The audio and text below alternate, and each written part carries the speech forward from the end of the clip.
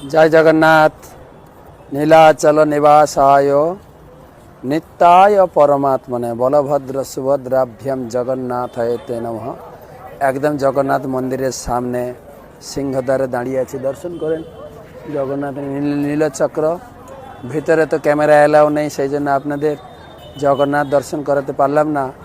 নীলচক্র দর্শন করেন। উপরে যে নীলচক্র আছেন, উপরে চক্র সুদর্শন চক্র বলে নীলচক্র, নীল মাধবের এখানে নীলচক্র দর্শন করুন। মহাপ্রভু এই নীলচক্রতে ভগবান জগন্নাথকে দর্শন করতেন। দাসিয়া বাউরি বলে একজন ভক্ত আছে এখান থেকে 2 কিলোমিটার দূরে, বালি গ্রামের দাস। সে খুব ভগবানের বড় ভক্ত ছিল, কোনোদিন পুরীতে আসেনি। তো একবার ভক্তদের সঙ্গে তিনি এলেন জগন্নাথ দর্শন করতে রথযাত্রার দিনে। তাই রথে জগন্নাথকে দর্শন করে জগন্নাথের বড় বড় চোখ, কি সুন্দর কমল নয়ন দর্শন করে সেটাই তার হৃদয়ে ছাপ উঠে গেছে যে ভগবানের নয়ন। ঘরে ফিরে গেছে রথযাত্রার পরে, তার স্ত্রী তাকে খেতে দিয়েছে মাটির থালা, সাদা ভাত, তার উপরে কালো শাক দিয়েছে।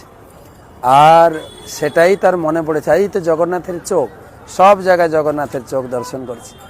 তখন তার স্ত্রী বলছেন, আমার স্বামী পুরীতে গিয়ে মানে কেউ মন্ত্রতন্ত্র করে দিয়েছেন।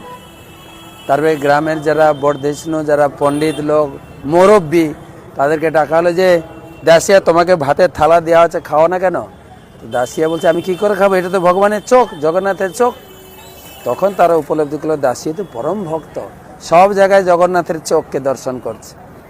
তারপরে অনেক কাহিনী দাসিয়া বাউরি, একটা ছোট কাহিনী বলে দিই। সে একবার আসছে, গ্রামের লোক, প্রচুর লোক পুরী আসছে